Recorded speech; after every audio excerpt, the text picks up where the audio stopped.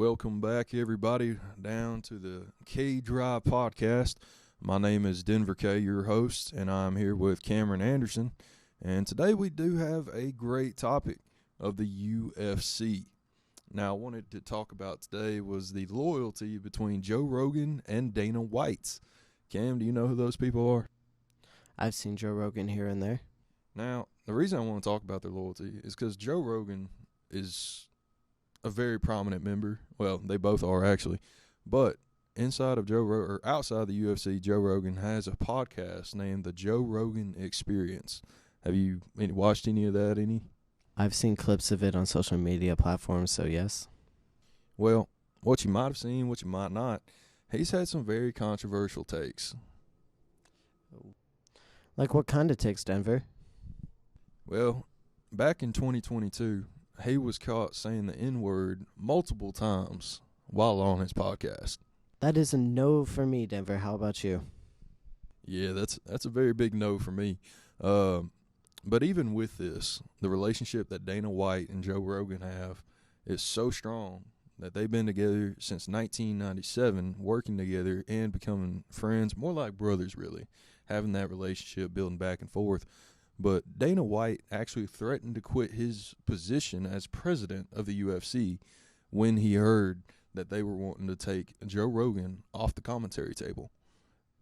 And honestly, Dana had said in a statement, when you're with me, you're with me. Joe Rogan has been very loyal to me, and I'm very loyal to Joe Rogan. What do you think about that? I respect that statement a lot. Loyalty is not something easy to come by nowadays. Yeah, I definitely feel that. For me, in this day as a man, loyalty, very hard to come by.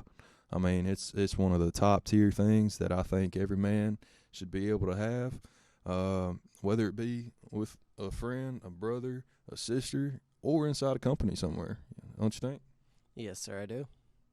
Well, another topic I got, and the reason I bring up Dana White here today is that these UFC fighters for his company are sitting here complaining on TikTok and Twitter, or X as it's now called, complaining about their pay. I mean, you got this guy named Sean Strickland, one of the top UFC fighters of today, who has stated in an X comment or tweet, whatever you want to call it nowadays, and Roadhouse 2 is the most accurate story ever. UFC fighter to broke bouncer, 90% of the current roster's future. I mean, that's just crazy. I don't believe that. I mean, you got these fighters making 20% of the UFC's revenue. You know, their base contract, their average contract's around $68,000. You know, what it really sounds like to me is these fighters just don't know how to manage their money. I mean, if you think about it, you got $68,000 off of, a median or base, whatever you want to say, for these fighters. It sounds like they just don't know what to do with themselves.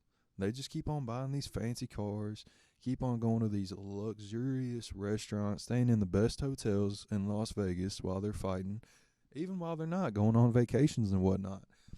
You know, you always see on these social media sites, these fighters, they just do whatever they want. And if you're going to do that on $68,000 a year, especially in today's market, you're not going to get very far. You're going to need that next fight. You're always going to be chomping at the bit for whatever comes next. So, I mean, what are your thoughts on this, Cam? Sounds like they're more financially responsible with their money than I am mine. I mean, like I said, that's just the average. Okay, let's talk about the top earners here, the big dogs, the champions. You know, take this for example. You got Conor McGregor. You know who that is? Yeah, I've seen him boxing with his kid on the internet. Well, there you go. I mean, he's on social media. He's very prominent. But in the UFC world, he is one of the greatest champions there ever was, or ever is, probably ever will be. We don't know just yet. But if we take a look at his last fight, this man made $22 million to fight Dustin Poirier. I mean, why are these fighters complaining about that?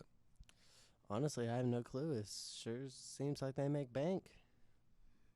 Yeah, but you want to know my take and kind of Dana White's take as well. I do. So Dana and I both believe that the system they have now incentivizes fighters to work harder and to get what they put in. I mean, the system they have now, of course, you're going to have the champions. They're going to make the most money. Then you got middle class. They put in the work. Maybe they can get that championship, or maybe they just going to fall down a little bit more. Then, of course, you got your earlies, your newbies, those 18 to about 25-year-olds. Of course, they're making about $52,000 a year right now. All right, that makes sense. Please continue. Well, I think they're complaining for nothing. I mean, of course, UFC doesn't pay for health care. Really? Yeah, I mean, as a company, I can see it. If somebody that was fighting under me was getting paid $22 million in one night, I think he should be able to take care of his health care and get the best one possible and still have a lot of money left over to do what he wants with it, right? Yeah, no, that sounds right about to me.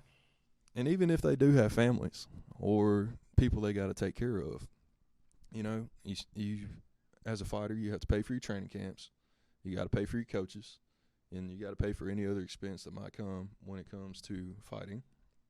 But I feel as though even at $52,000, if you're starting out as a fighter, I don't think that's bad, especially when you go back and do your little town shows that you used to do to start out, making $100 in a hot dog. $100 in a what, Denver? A hot dog? Hey, you're lucky to get the hot dog. You might have to clean up after, but you're going to get it. But for real, these fighters, I think they're complaining for nothing. You know, everybody wants more money in a time like today. Well, Denver, it sounds like to me they just need to work harder. Definitely. You reap what you sow. That's what I've always been taught. You get what you deserve. Exactly. Well, that's about it today for the K Drive. I'd like to thank Cam for coming on with me today. Thank you for having me, Denver. And for anybody listening, go ahead and put down in the comments what you think about these UFC fighters complaining about their pay, and if Joe Rogan really should have been canceled and taken off the air. Well, we'll see you next time.